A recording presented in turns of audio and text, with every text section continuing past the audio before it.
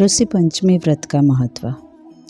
सभी को जय श्री कृष्ण, जय श्री लक्ष्मीनारायण, जय सनातन धर्म। हमारी सनातन भारतीय संस्कृति वाङ्मय में पुराणों का विशिष्ट स्थान रहा है।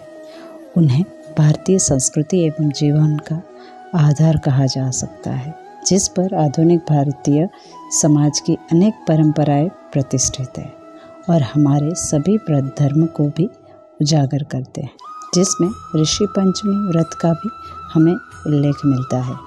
वैसे तो इस व्रत का वर्णन बाकी पुराण में मिलता है, लेकिन आज हम पद्म पुराण में दिए ऋषि पंचमी व्रत का वर्णन करेंगे।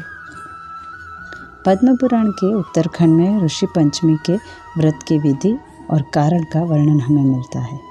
इस पुराण के अनुसार यह व्रत स्त्री और पुरुष दोनों कर सकते हैं। जब स्त्री रजस्वला धर्म में होती है और उसमें जाने अनजाने किए दोषों के निवारण हेतु यह व्रत किया जाता है। इस पुराण के अनुसार रजस्वला धर्म में स्त्री पहले दिन में चांडाली, दूसरे दिन ब्रह्मघातिनी और तीसरे दिन धोबिन के समान अपवित्र बताई गई है।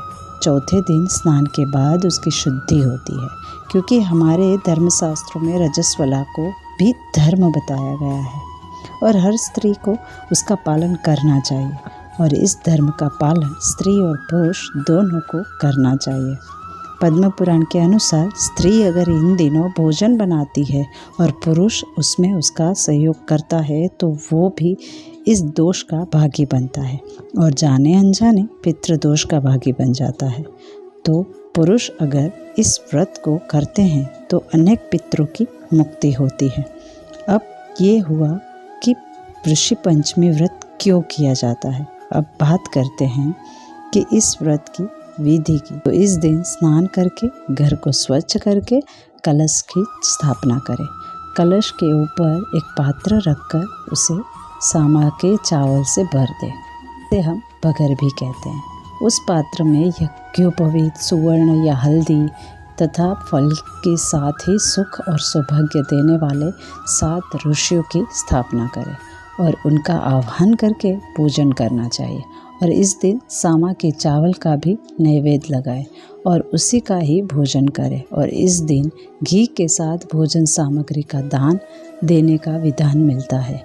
इस दान का उद्देश्य समस्त ऋषियों की प्रसन्नता है और जो सौभाग्य देने वाले 7 ऋषि पुलस्त्य, पुलह, क्रतु, प्राचेस्तस, वशिष्ठ, मारीच और अत्रि ऋषि का इस व्रत में पूजन करने का विधान पद्म पुराण में मिलता है। तो इस प्रकार इस परम उत्तम ऋषि व्रत का अनुष्ठान करने पर अनेक कष्टों का निवारण होता है।